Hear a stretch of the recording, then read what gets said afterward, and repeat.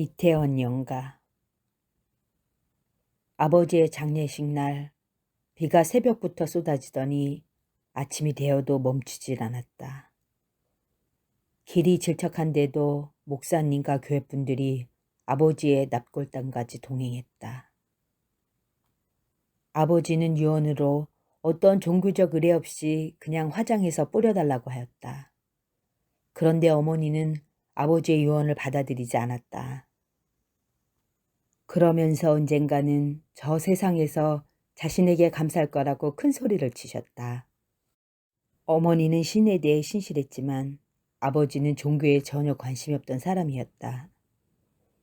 그래서일까 어머니는 아버지가 살아계실 때 가끔 처량하고 애처로운 눈으로 말하곤 했다. 하나님을 모르는 당신은 너무 불쌍해요. 그러면 아버지가 대꾸하곤 했다. 하나님 없이 못 사는 당신은 정말 대단한 여자야. 아버지의 시니컬한 말에 어머니는 부르르 떨며 연설을 시작했다. 개미가 어떻게 인간의 뜻을 알겠어요? 마찬가지로 우리 같은 인간이 어떻게 하나님의 뜻을 알겠냐고요. 돼지에게 진주 목걸이를 주지 말라는 말이 있어요. 아무리 얘기를 해도 당신은 통 알아듣지를 못하니. 어머니는 이럴 줄 알았다면 기독교인과 결혼했을 거라고 하였다. 결혼하면 자연스럽게 아버지를 주님 앞으로 인도할 거라고 믿었던 모양이다. 어머니의 불똥은 멀쩡히 가만히 있는 나에게까지 튀었다. 어쩜 네와 네 아빠는 교회 안 다닌 것까지 똑같니? 우리 식구 중에 두 사람이 유일해. 아주 배기 싫어 죽겠어. 다 누구 덕택에 우리가 이렇게 사는데. 어머니의 잔소리가 시작되면 아버지는 내게 무언으로 고갯짓을 하였다. 그러면 나는 서둘러 약수통을 챙겨 아버지를 따라 나섰다. 어머니는 우리 뒷모습을 보며 아주 듣기 싫어 피하는 것 좀 봐 하며 못마땅해 했다. 우리가 가는 곳은 뻔했다. 망우산에 있는 약수터였다. 아버지와 약수물을 받아가지고 내려오다가 산 밑에 있는 시민공원으로 들어갔다. 우리는 운동을 하려고 기구 위에 올라갔다. 너는 내 안에 틀을 만들지 마라. 자신과 안 맞는다고 내치는 것은 전체주의와 다를 바가 없단다. 종교도 잘 믿어야 삶의 활력과 도움이 된단다. 교리만 강조하고 마치 그게 전부인 양 한다면 차라리 안 믿는 것만 못해. 엄마 때문에 그러시는 거예요? 꼭 그런 건 아니다. 네 할머니도 믿음이 좋으신 분이었지만 글쎄. 아버지는 허리 돌리는 운동을 하셨다. 그리고 함께 벤치에 앉았다. 저녁이 꾸물꾸물 내려왔다. 아버지가 한숨소리를 냈다. 한 남자가 운동복 차림으로 뛰어 올라오더니 기구 앞으로 갔다. 남자는 발판에 다리를 올려놓고 앞으로 뒤로 다리를 움직이며 허공을 걸었다. 남자의 발은 앞으로 크게 밀면 밀수록 뒤로 더 밀려나갔다. 현순아, 너 있지 않니? 아버지가 입을 떼다가 다시 다물었다. 나는 아버지가 무슨 말을 하려는가 하고 멍하니 바라보았다. 아버지는 아니야 하며 손사래를 치시더니 자리에서 일어나며 나중에 하고 별거 아니라는 듯 작은 목소리로 말했다. 그리고 먼저 일어나 천천히 길을 내려갔다. 어둠이 발 아래서 찐득거리기 시작했다. 나중에 라고 뭔가 말하려고 했던 날이 아버지가 췌장암으로 돌아가시던 날이었다. 나 혼자 무덤까지 가져가려 했는데 현순아, 니한테 배달한 오빠가 있단다. 나 죽고 나서 엄마한테 말하고 싶으면 해도 된다. 엄마한테 차마 면목이 없어서 평생을 숨겼다. 앞으로 무슨 일 생기면 오빠 찾아가서. 아버지의 화장 동안 어머니는 여동생의 부축을 받으며 서 계셨다. 교회 사람들도 기도를 하며 우는데 나는 울음이 나오지 않았다. 집에 돌아오자 여동생은 내게 지독한 언니라고 했다. 아버지가 우리한테 해준 게 얼마인데 어쩜 눈물 한 방울 흘리지 않느냐는 것이었다. 나는 아버지가 살아계신 것처럼 걱정을 하고 있었다. 아버지의 비밀을 어떻게 해야 하나 하고. 만약 어머니에게 말한다면 어떻게 나올까? 아버지가 자신을 배신했다고 할까? 하나님을 모르는 불쌍한 양이라고 용서하실까? 장례식 내내 나는 어머니의 행동을 하나도 놓치지 않았다. 어머니는 몹시 슬퍼서 음식도 거의 입에 대지 않았고 오 주여만 찾았다. 어머니는 나쁜 일이 생기면 우리에게 이렇게 말했다. 아버지야 네가 교회 안 다녀 집안에 되는 일이 없어. 그런 엄마에게 아버지의 비밀을 보탠다면 생각만 해도 끔찍했다. 나는 그저 입을 봉하기로 했다. 테이프를 오려 붙이듯이 싹. 그러나 입이라는 게 담으면 담을수록 벌어지려는 습성이 있나 보다. 나는 매일 이스트처럼 걱정이 부풀어 올랐다. 마치 아버지가 가진 죄의 이스트를 내가 나눠 먹은 기분이었다. 그렇다고 여우 같은 여동생에게 말할 수도 없었다. 그 애는 쪼르르 엄마한테 달려가 낱낱이 고해바칠 테니까. 나는 멍해 있거나 푹푹 땅 꺼지는 소리를 냈다. 어머니는 정식줄을 놓고 산다며 뭐라고 했다. 아버지가 돌아가셨다고 해이하게 살 거냐며 당장 직장을 알아보라고 했다. 아버지의 병은 예견된 것이어서 식구들과 친척들은 좀 더 쉽게 죽음을 받아들이는 것 같았다. 언니야, 이제 나 어떻게 살아야 할지 모르겠어. 하며 괴로워하던 여동생도 이 일로 남자친구의 소중함을 깨달았다며 결혼까지 생각한다고 하였다. 직장도 없이 방, 소파, 식탁, 침대, 거실 바닥을 옮겨다니며 앉아있는 나를 한심하게 여동생이 바라보았다. 이젠 정신 좀 차렸냐. 사람이 좀 야무럭져야지. 나는 변기에 앉아있다가 여동생의 말에 야무럭? 하고 일어났다. 이건 주로 어머니가 하는 말인데 여동생이 자기 것처럼 쓰고 있었다. 야무럭이라는 말은 나에게 전혀 안 맞는 말이었다. 야무럭은 주로 여자에게 쓰는 말이 아닌가? 나는 터프하고 멋있고 남자 같다는 말이 좋다. 나는 여자들이 묘하게 나를 바라볼 때 이상하게 피가 끓고 기분이 좋다. 나는 여자들에게 약하다. 나는 여자들이 무엇을 원하는지 남자보다 더 잘한다고 생각하지만 또한 그들의 마음을 얻는다는 게 쉽지 않다는 것도 안다. 여자들은 내 손에서 미끌거리다 빠져나가는 미꾸라지 같다. 어머니의 말대로 직장을 구했다. 규모는 작지만 보수가 괜찮은 게임 회사였다. 그전에도 게임 회사를 다녔는데 구조조정을 한다고 해서 제일 먼저 그만두었다. 새로 들어온 게임 회사의 팀장은 내게 일본 게임 회사와의 계약에 문제가 있다며 같이 점심을 먹으며 상의하자고 하였다. 뭔가 잘못된 건가? 나는 동료와의 점심 약속을 취소했다. 냉모밀을 먹고 팀장과 노천 카페에 앉아 커피를 마셨다. 팀장은 냉커피에 빨대를 꽂아주며 왜 바가지 머리를 자르고 쇼커트를 했냐고 물었다. 자신은 머리가 길면 길수록 흥분도 길어진다나? 플라스틱 용기를 쥐고 기름기 두꺼운 목덜미를 보이며 덜그럭덜그럭 팀장의 얼음을 흔들어댔다. 팀장을 보고 있자니 주먹이 빨갛게 익어갔다. 요즘 아내와 사이가 안 좋아. 쭉 쪽쪽쪽. 야동 찌듯 커피를 빠는 팀장을 보고 나는 구역질이 나서 지나가는 사람들을 보았다. 팀장은 계속 그 짓을 했다. 커피 맛을 처음 보는 사람처럼 쩝쩝쩝쩝. 나 이래봬도 그거 잘. 나는 일부러 그 뒷말은 선택적으로 듣지 않고 대신 딴 데를 봤다. 헐! 팀장이 자신을 보라고 손짓을 했다. 팀장에게 다시 고개를 돌렸다. 팀장은 입사 때부터 나에게 관심이 있었다. 그는 나처럼 중성적인 여자가 은근히 끌린다고 농담처럼 한 적이 있었다. 그때 그가 워낙 예의를 갖추고 얘기했기 때문에 나는 팀장의 말에 호감까지 느꼈다. 팀장은 직원들에게 어긋나는 행동을 하지 않았으며 늘 옷도 깔끔하고 세련되게 입었다. 팀장은 내가 동료 직원들과 같이 있을 때는 안 그랬지만 언제부터인지 혼자 있을 때면 야릇한 눈빛을 보냈다. 팀장은 나와 단둘이서 술을 마시고 싶어 했으나 나는 매번 거절했다. 난 이상하게 모스마처럼 생긴 여자가 좋더라. 근데 잘못된 게 뭐예요?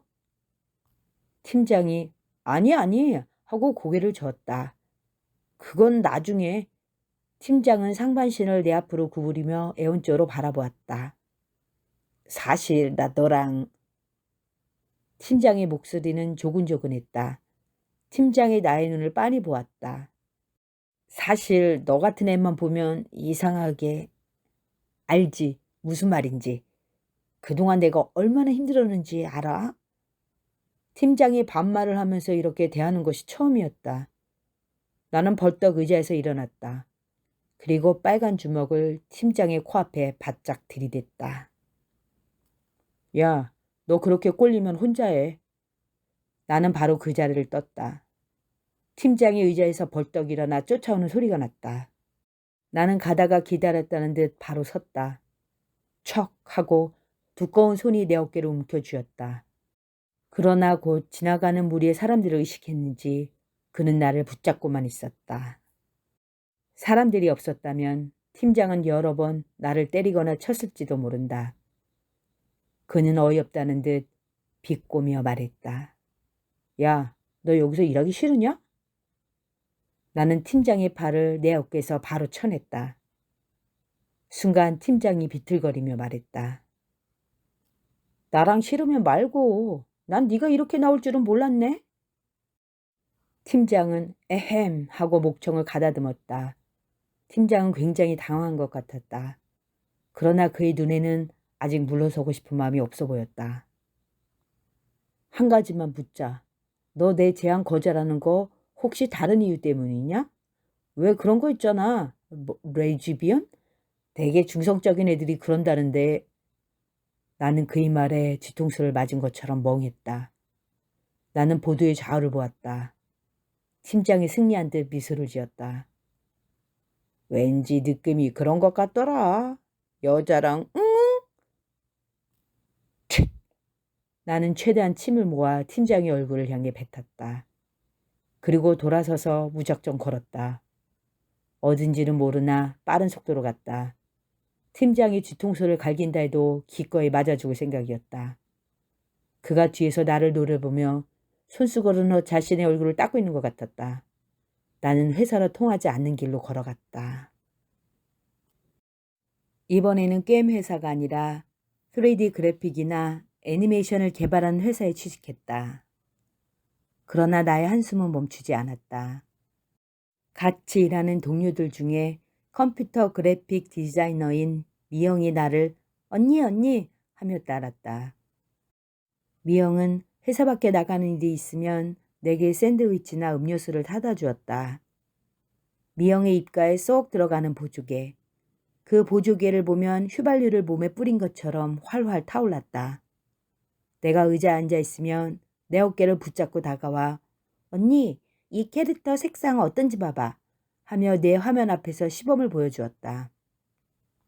내 팔을 스치거나 미영의 말캉한 가슴이 몸에 닿을 때 나는 소위 잡아뜨리고 싶은 충동에 시달렸다.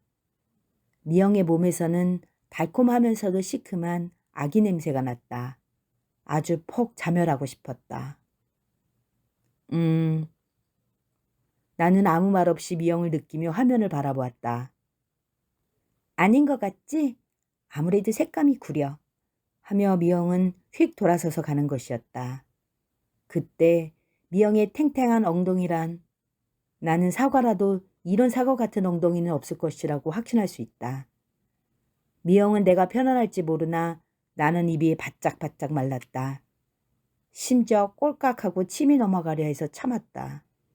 그런 미영이가 다들 퇴근했는데 의자에 앉아 갈 생각을 하지 않고 있었다. 평소 애인이 없다고 했기에 나는 같이 맥주나 한잔 하러 가자고 속으로 생각하며 캐릭터를 만들고 있었다. 미영은 긴 다리를 책상에 올려놓고 사무용 의자를 돌리며 핸드폰을 쳐들고 있었다. 언니, 왜 아까부터 날 쳐다봐? 내가 그렇게 좋아? 시간 되면 맥주나 한잔 할까 해서. 정말? 그럼 언니가 쏘는 거야? 우리는 독일 생맥주집에 들어갔다. 미영은 뉘른베르거 소시지를 먹으며 언닌 참 이쁘장하게 생겼어 하였다. 이쁜 것도 아니고 이쁘장하다? 미영은 소시지를 먹다 말고 필스너 맥주잔을 들었다. 위하여. 미영은 잔을 부딪히는 대신 비비 문질러댔다. 맥주잔끼리 애무하는 거야? 나는 속으로 이렇게 생각하자 기분이 묘했다. 맥주잔을 들이키며 미영이 활짝 미소를 지었다. 숨어있던 보조개가 쏙 들어갔다. 아, 나는 흥분이 되려고 하였다. 서둘러 빵을 집어들었다. 허영 그리시니를 이로 물고 사정없이 손으로 잡아 뜯었다. 나 언니가 있어 무척 든든해.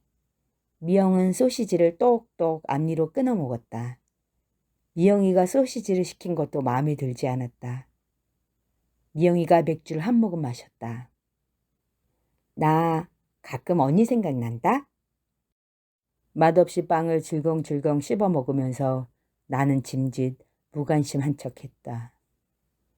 누구나 생각나지 않냐? 나만 생각나겠어? 나는 필스너를 들이켰다. 쌉싸름한 게 내 마음 같았다. 미영이 눈을 흘기며 따졌다. 아무나 생각나는 거 아니거든요? 생맥주집에서 밖으로 나왔다. 밤이 상쾌했다. 미영이가 내 팔짱을 끼며 깡총깡총 뛰다시피 했다. 사실 제가 언니 오빠가 없어요.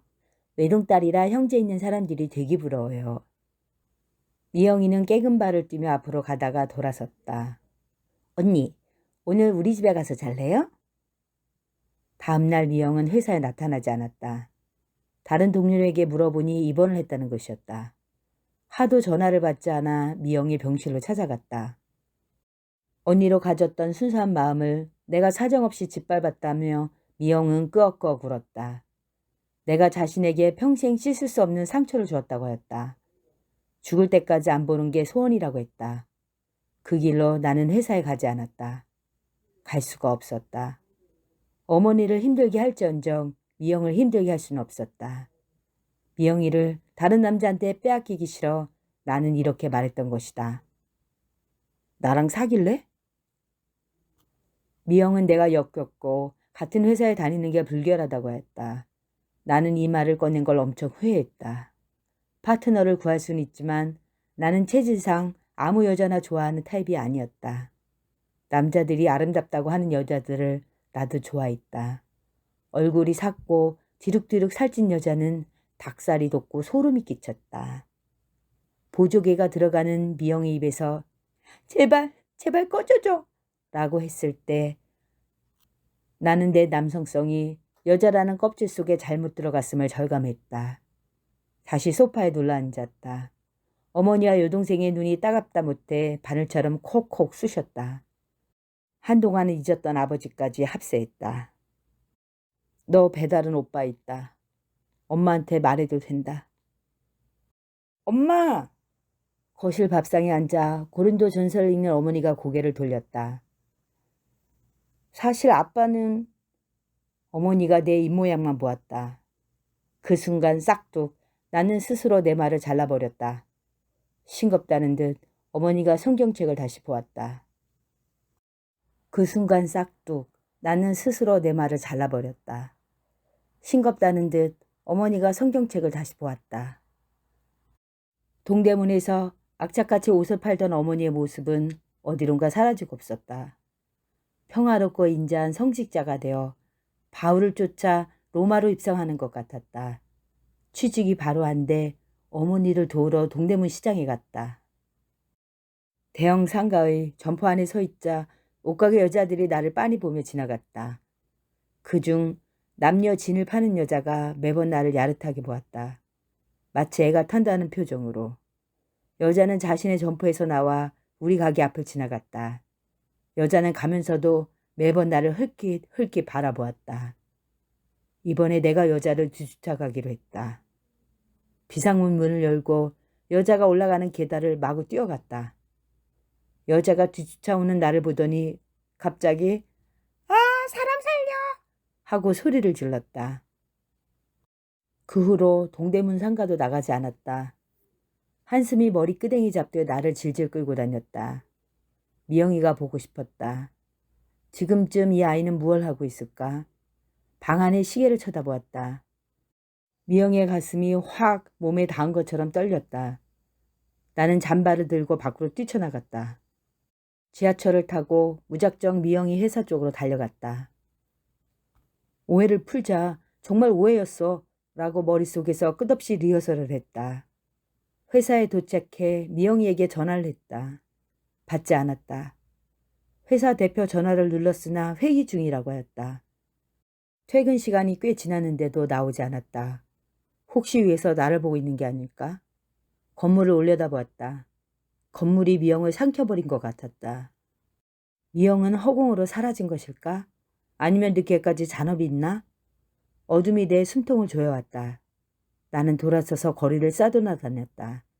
이리저리 부딪히면서도 보조개 있는 여자만 찾았다.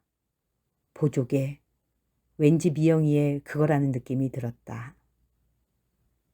한동안 잊었던 레즈비언 사이트에 들어갔다. 어떤 팸이 있나 둘러보았다. 아버지가 돌아가시기 전에 만났던 팸들이 아직도 있었다.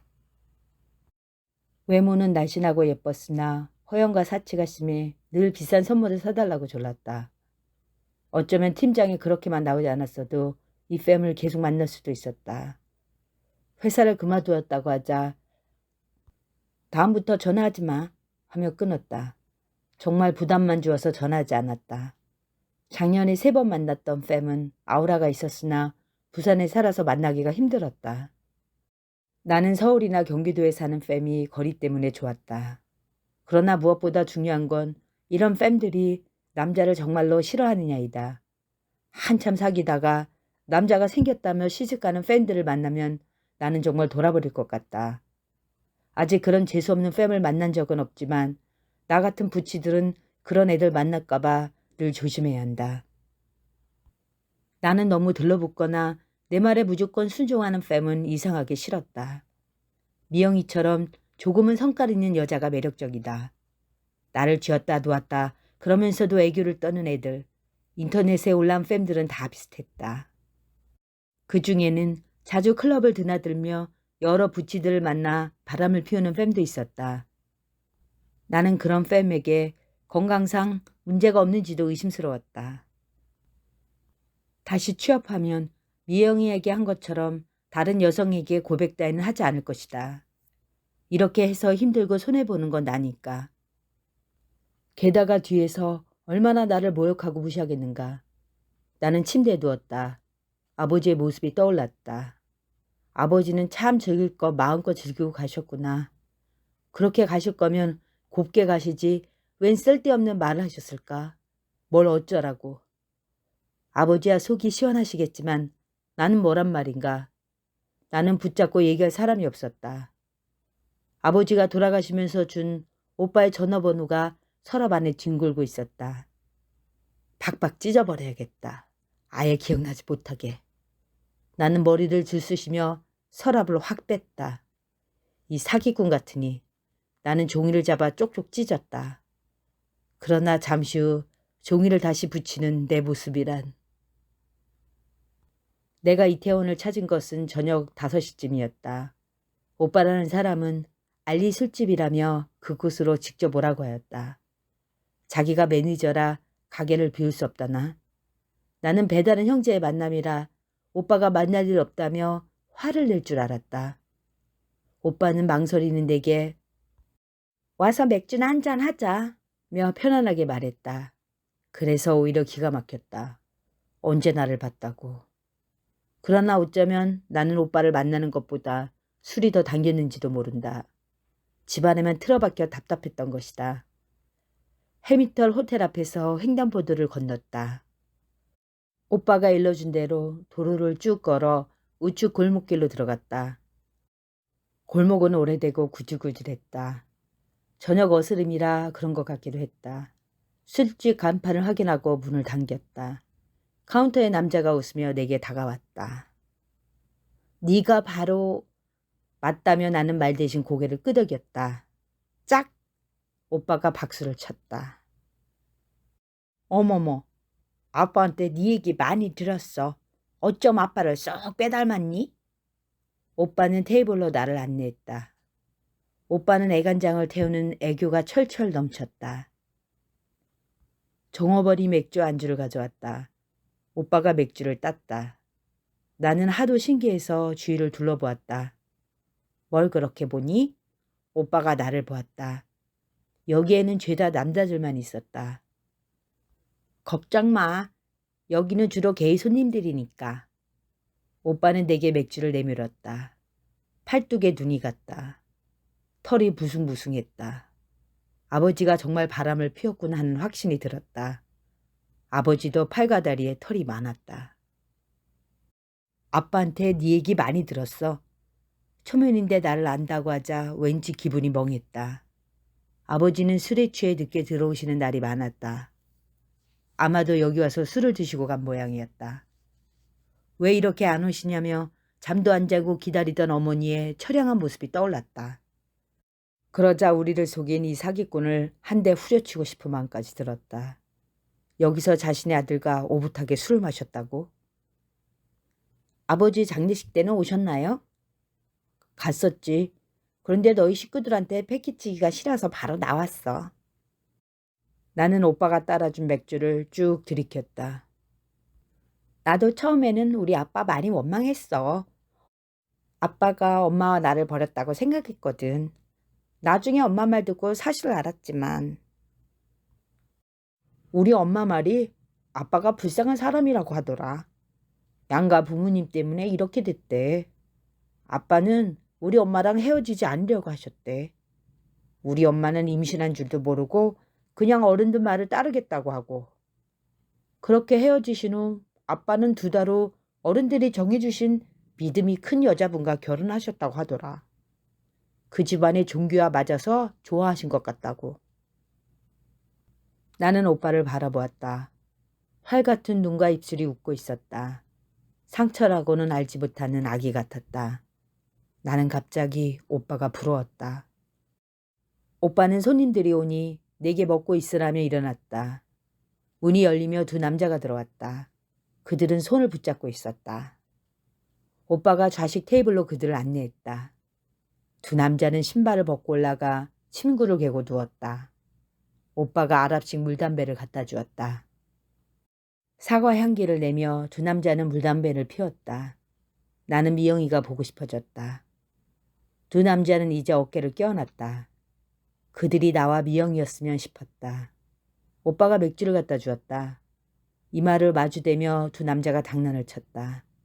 한 남자가 파트너의 겨드랑이를 간지럽혔다. 나는 핸드폰으로 미영이에게 전화를 걸었다.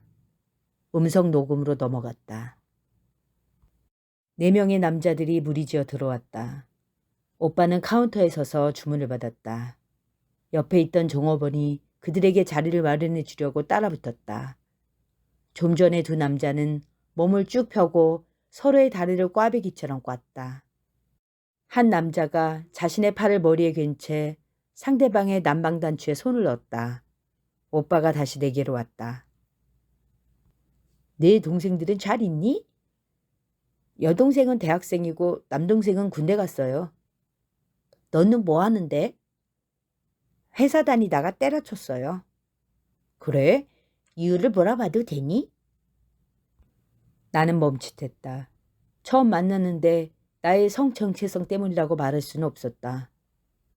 알았다는 듯이 오빠가 손을 들었다. 말하지 않아도 된다는 뜻이었다. 너도 알겠지? 사실 나 게이야. 나는 놀라지 않았다. 추측한 대로였다. 그래서 나를 더 이해해 줄 것만 같았다. 우리 가족은 내가 레즈비언인지 모르고 있었다. 돌아가신 아버지도 몰랐다. 다만 내가 남자처럼 하고 다닌다 생각했을 것이다. 오빠가 건배를 청했다. 남들이 개이새끼라고 해도 할 수 없지 뭐. 오빠가 가슴속에 말을 탈탈 털었다. 너 레즈비언 바 가본 적 있니? 나는 고개를 저었다. 아직 대놓고 들락거리지는 않았다. 부모님이 알까봐 두려웠고 특히 어머니가 가만히 놔두지 않을 게 뻔했다. 거기 한번 가봐.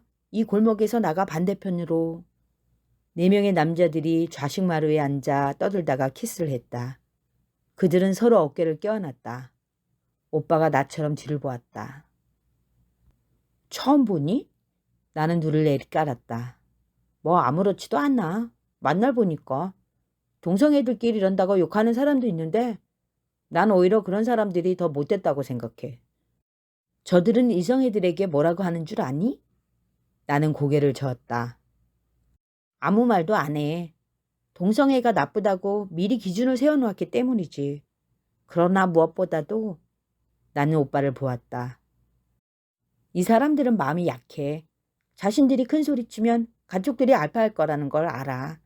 그래서 입이 있어도 가만히 있는 거야. 가슴에 자신의 성을 꼭꼭 숨겨두고 말이지. 기준을 바꾸려고 했으면 몇 번이나 바꿨을 거야. 게이와 레즈비언 숫자가 얼마나 많은데. 맥주를 마시다 말고 벽걸이 시계를 쳐다보았다. 남자 손님들이 들어왔다. 오빠가 일어났다. 나는 바쁜 것 같아 가겠다고 일어났다. 오빠는 언제라도 환영이라고 하였다. 오빠의 웃는 모습이 동자승 같았다. 이상했다. 술에 취했나? 알리 술집에서 나와 골목길을 걸었다. 집으로 돌아가려다가 오빠가 말한 레즈비언 바에 가고 싶었다. 오빠가 가르쳐준 도로를 건너 언덕으로 올라갔다. 쌍쌍의 여자들이 서로 손을 잡고 올라가는 게 보였다. 간판 이름을 몰라도 그곳이 레즈비언 바라는 생각이 들었다. 바에는 예쁜 fem들과 남자 차림의 부치들, 그리고 아마도 둘 다 가능한 전청 커플이 있을 것이다.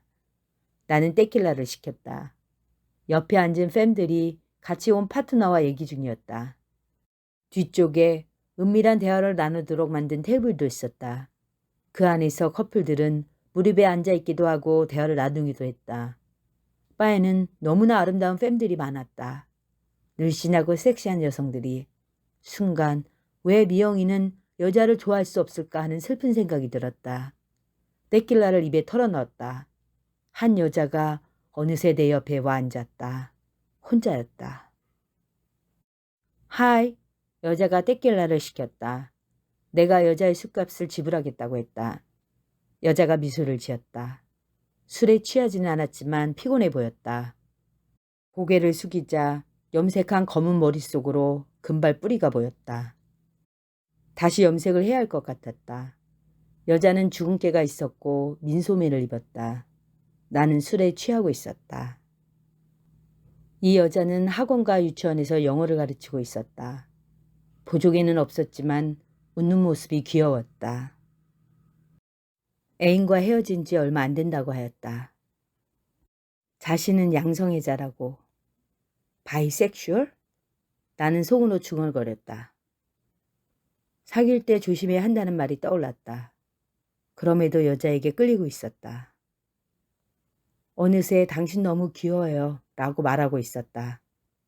파란 눈이 전구처럼 깜빡깜빡거렸다.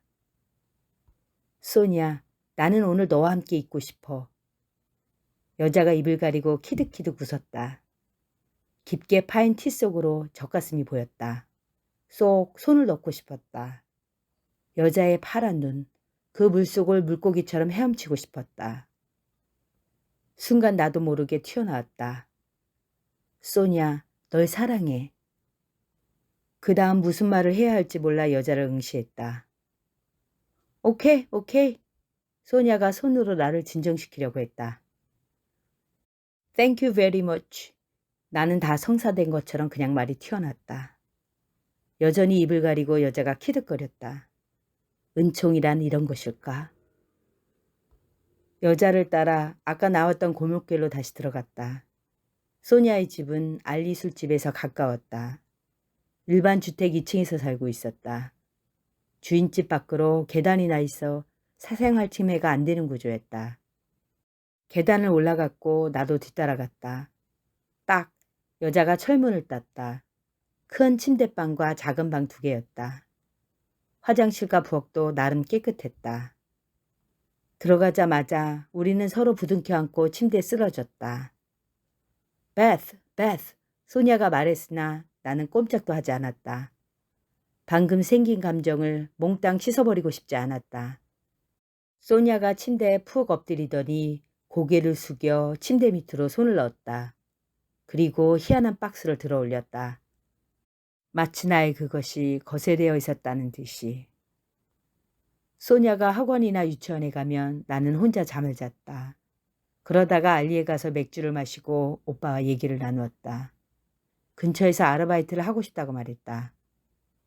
자신의 술집에는 자리가 없고 대신 아는 사람을 소개해 주었다. 해밀턴 호텔과 소방서 근처의 뒤쪽 술집이었다. 나는 그곳에서 술을 날랐다. 어머니한테는 친구 오피스텔에서 지낸다며 직장을 알아보는 중이라고 하였다. 소냐와 나는 생각했던 것과 달리 성격이 잘 맞았다. 소냐는 청소를 안 한다고 잔소리를 하거나 음식이 맵다고 추종 부리지 않았다. 내가 힘들까봐 그냥 놔두라고 하였다. 김치찌개가 매우면 물을 탔고 콩나물이 싱거우면 소금을 넣었다. 소냐는 화를 낼 줄 몰랐다.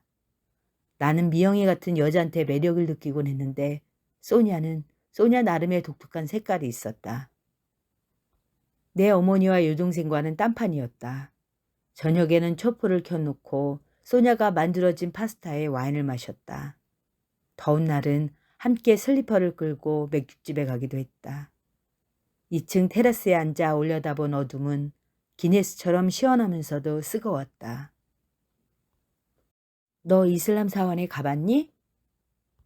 소냐가 내게 물었다. 서울에 살았어도 가본 적이 없었다. 소냐도 안 가봤다고 했다. 그럼 같이 가자. 그런데 너 이슬람 교도인이야? 소냐가 아니라며 고개를 저었다. 그럼 왜? 그냥. 소냐가 고개를 떨구었다.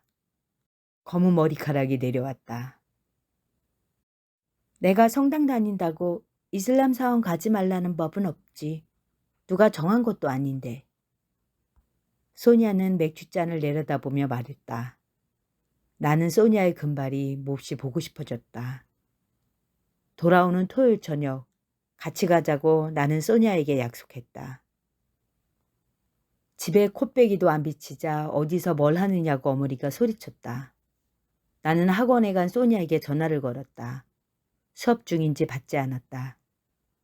부랴부랴 집에 가니 성경책을 밥상에 펴놓고 어머니가 기도를 하고 있었다. 살며시 운동화를 벗었다. 문소리에 눈을 뜨신 어머니가 벌떡 일어났다. 채 인사도 하기 전에 어머니가 내 쇼컷을 움켜쥐고 등짝을 후려쳤다. 야, 이 미친년아. 네가 완전히 돌았구나, 돌았어. 어머니의 손바닥이 내 얼굴과 머리와 어깨를 마구 쳐댔다. 이유도 묻지 않고 나는 무조건 맞았다. 여동생이 방에서 튀어나왔다. 어이없다는 듯 팔짱을 끼더니 휙 돌아서 자신의 방으로 들어갔다. 어머니는 때리다 말고 거실바닥에 주저앉아 소리내어 울었다. 뭔가 안 좋은 느낌이 들었다. 내 방으로 들어갔다. 여동생이 들어왔다. 엄마가 알아버렸어. 뭘 하려다 입을 다물었다. 언니, 이태원에서 외국인 여자랑 동거해? 뭐? 누가 그런 말을 해? 알리 술집의 오빠가 생각났다. 그렇다면 오빠가 어머니한테 말했단 말인가? 나는 주먹을 불끈 쥐었다. 스포츠 가방을 꺼냈다. 나가는 수밖에 없었다. 언니 다녔던 회사에서 전화가 왔어. 역삼동 게임 회사에 다닐 때 그 사람, 왜 언니가 자꾸 찌떼뜬다고 싫다고 했던 팀장. 그 사람이 언니를 봤대. 해밀턴 호텔 뒤쪽에서 외국인을 접대하고 나오다가 요즘 뭐하냐고 집에다 전화를 한 거야. 엄마가 회사 그만뒀다고 하니까 애간수 잘하라고 했대. 나는 장롱을 열었다. 옷가지를 꺼내는데 어머니가 다시 뛰어들었다. 어머니는 내 얼굴에 사진을 들이대며 인연들이 그렇게 좋아? 나를 속이고 그래 인연들이 그렇게 좋았어? 하며 그동안 같이 찍었던 사진을 내 얼굴에 뭉갰다. 나는 어머니의 손을 밀쳤으나 이미 내 속에 정할 마음이 사라졌다. 뭐가 부족해서 인연들을 사귀었어? 도대체 뭐가 불만이야? 성경 말씀에 동성애는 범죄라고 했어. 너 지금 제정신 있냐? 죄라는 거 알아 몰라? 빨리 말해봐. 도대체 네가 하나님 앞에 어떻게 가려고 더러운 짓거리를, 제일 추잡한 짓거리를 하냐고. 네가 짐승이냐? 짐승도 다 이러지는 않아. 차라리 이럴 거면 죽어. 가서 당장 죽어! 어머니는 바닥에 주저앉아 울면서도 내게 계속 말했다. 동성애는 후천적인 거다. 네가 나약하고 의지가 없어서 사탄의 꼬임에 빠진 거라고. 그러지 않고서야 멀쩡히 잘 지내다가 왜 갑자기 이렇게 되었느냐 말이다. 말해봐 현순아. 말해봐. 나는 뭘 넣는지도 모르게 가방에 옷가지를 쑤셔 넣었다. 사탄은 물러갈지어다. 우리 딸을 해치는 사탄은 물러갈지어다. 어머니는 맨발로 현관까지 따라 나와 성경책을 내 몸에 대고 기도를 했다. 내가 신발을 신으려 하자 머리 위에 성경책이 툭 떨어졌다. 엄마, 이건 제 의지로 되는 게 아니에요. 라고 말하고 싶었으나 나는 그냥 어머니를 바라보았다. 마음을 고쳐 먹어, 응? 갸녀리고 슬픈 어머니의 목소리가 애원했다. 성경책을 손에 꼭 쥔 채. 너 이러면 네 인생 끝난다. 여자로서 구실도 못하는 거야. 또 사람들이 너를 얼마나 우습게 보고 손가락질을 하겠니. 사람으로 보려고도 하지 않을 거야. 그 순간 어머니가 끄끄대며 울음을 토해냈다. 나는 돌아섰다. 여동생이 아이씨 하며 나를 따라 나왔다. 여동생은 내 앞에서 종알거렸다. 언니 때문에 식구들이 얼마나 힘든지 아느냐고.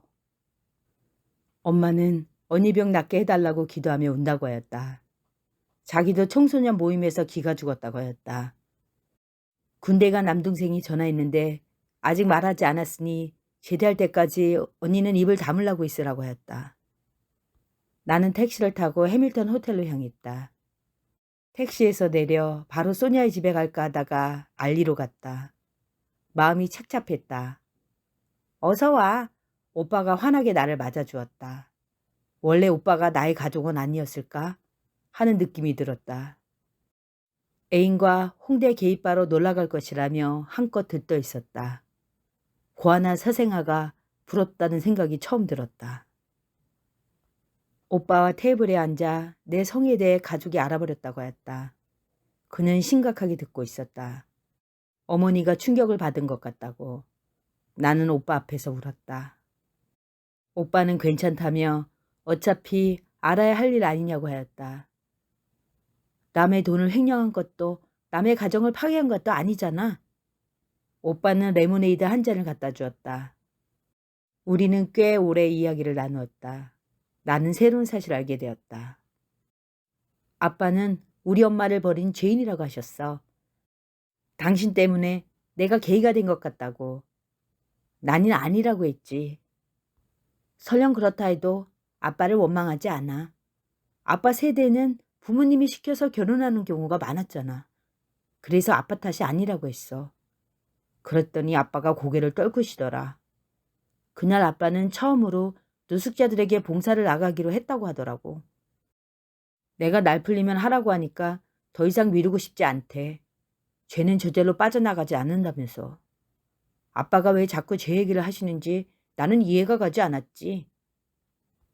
아버지가 봉사를 한다는 걸 모두 알고 있었지만 한편으로는 그렇게 힘들었다면 왜 어머니를 따라 교회 가서 속죄하시지 노숙자한테 가는지 그게 더 궁금했다. 어머니는 교회 갔다 오면 다음 일주일분의 에너지를 충전하고 돌아와 살 것 같다고 하셨다. 동생들도 마찬가지였다.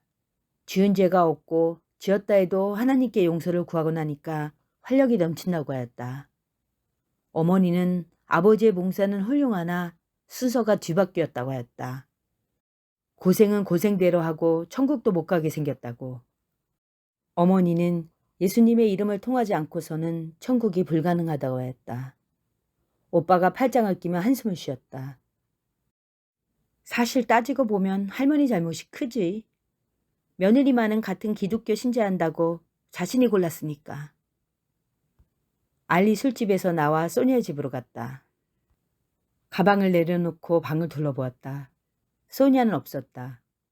분명 구두는 있는데 슬리퍼가 보이지 않았다. 이슬람 사원에 가기로 한 걸 잊은 것이다. 나는 헐레벌떡 언덕을 올라갔다.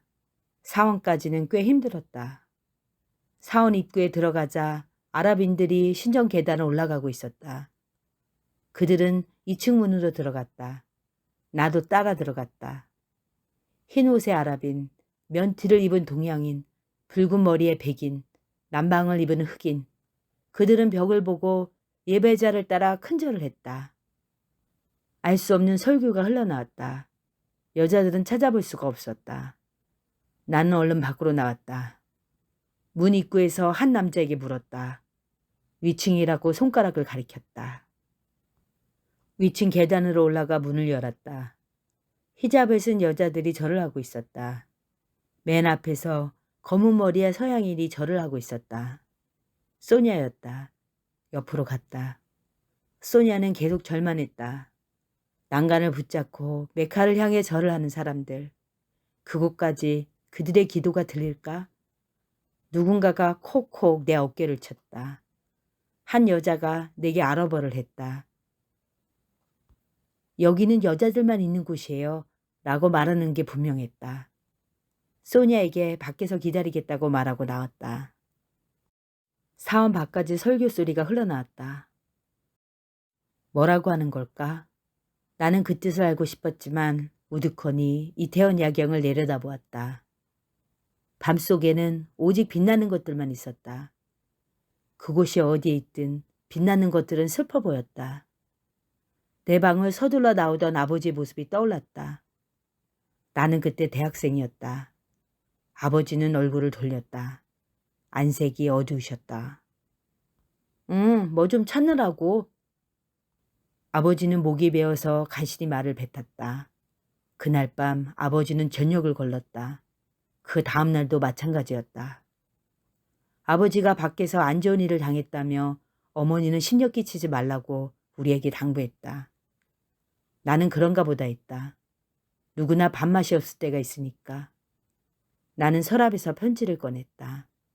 같은 대학 무용과에 다니는 여자에게 주려고 쓴 편지였다. 나는 여자를 만나지 못해 계속 써놓고 있었다. 학교에 가기 전에 다시 한번 편지를 꺼내 확인하고 싶었다. 그런데 마른 장미 꽃잎이 서랍 안에서 뒹굴고 있었다. 봉투 속에 넣은 걸 누가... 화가 나서 어머니에게 물었다.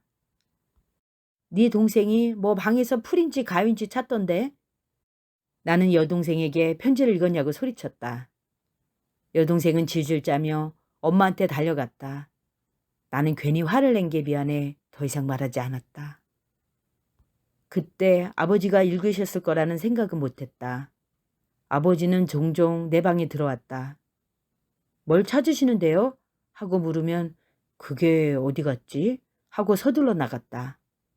아버지가 내 방에 발길을 끄는 건 아마도 자원봉사를 하고부터인 것 같다. 우리 식구는 아버지가 노숙자 이발 봉사단에 참가하는 걸 전혀 알지 못했다. 내가 회사에서 퇴근을 하고 돌아오던 날 나는 지하철역에서 아버지를 보았다. 나는 아는 척을 하려고 아버지에게 걸어갔다. 그러나 일행들이 아버지와 얘기를 나누는 것이었다. 그들은 구청에서 준 자원봉사 유니폼을 입고 있었다. 역에 나와 뿔뿔이 헤어져서야 나는 아버지에게 다가갔다. 머리도 못 감는 양반이 거기 가서 뭐해요? 나를 통해 뒤늦게 알게 된 어머니가 아버지에게 말했다. 머리 감기는 일도 하고 손톱 발톱도 깎아줘. 그러나 아버지는 당신의 죄를 사하여 주십사 한다는 말은 하지 않았다. 예배가 끝나자 아래층 문이 열리고 남자들이 쏟아져 나왔다. 그들의 힘찬 발걸음과 떠드는 소리가 들렸다. 뭐라고 말하는 것일까? 알라에 대한 것일까? 뒤에서 내 어깨를 붙잡는 손길이 느껴졌다. 소냐였다. 나는 이태원을 바라보며 물었다. 너 성당 다닌다면서 왜 여기서 절을 해? 소냐는 대답하기도 전에 눈가를 닦았다. 그게 그렇게 중요해? 내가 누구 앞에서든 겸손해지고 싶은 것이? 왜 그래? 무슨 일 있어? 엄마가 많이 아프시대. 내가 동성애 하는 걸 알고부터 병이 나셨는데 아직도 낫지를 않으셔. 미국은 우리보다 관대하지 않아? 소냐는 고개를 저었다. 아버지는 밤마다 소냐를 깨워 한 번만 더 동성애를 하면 죽여버리겠다고 협박을 하였다고 한다. 할 수 없이 남자친구를 만났지만 오래가지 못하고 다시 여자를 만나게 되었다고. 그러나 아버지가 아실까봐 결국에는 헤어질 수밖에 없었다고 하였다. 그래서 이렇게 사느니 차라리 떠나는 게 낫겠다고 결심하였다고 한다. 처음에는 태국행을 생각했으나 생활비를 더 벌기 위해 마음을 바꿨다고. 소냐의 부모님은 무신론자였다고 하였다. 소냐로 인해 그녀의 어머니는 세례를 받았고 그녀 또한 성당에 다녔다고. 나는 소냐의 팔을 잡았다. 할 말이 있었다. 소냐, 우리 아버지에 관한 얘기야. 그는 돌아가셨어. 그런데 내가 레즈비언이라는 걸 알고 계셨다는구나. 나는 감정이 밀려와 고개를 돌렸다. 아버지는 단 한 번도 너 레즈비언이냐?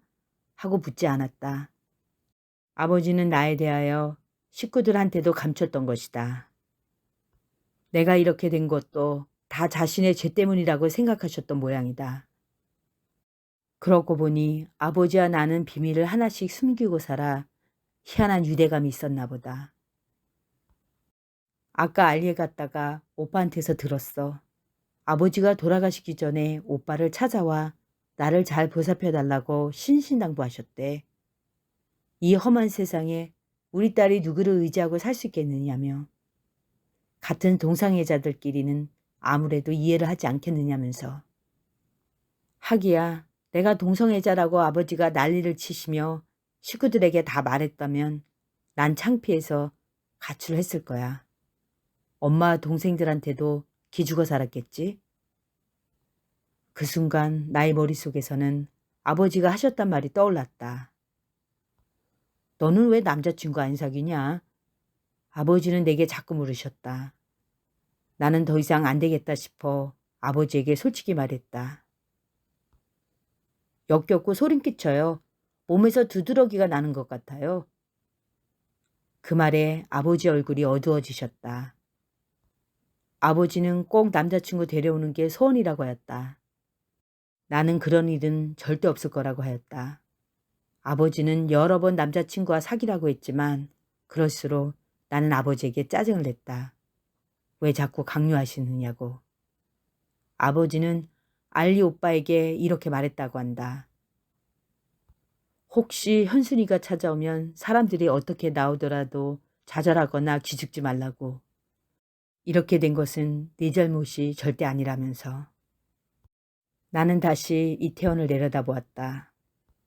불빛들은 흐리고 흔들거렸다. 우리는 사원을 빠져나왔다. 소냐는 다시 태어나면 사람으로 태어나지 않겠다고 종알거렸다. 나는 소냐에게 말했다. 나는 마음껏 사랑할 수 있다면 무엇으로 태어나든 상관없다고. 언덕을 내려오자 불빛들은 아까보다 더 화려하게 켜졌다.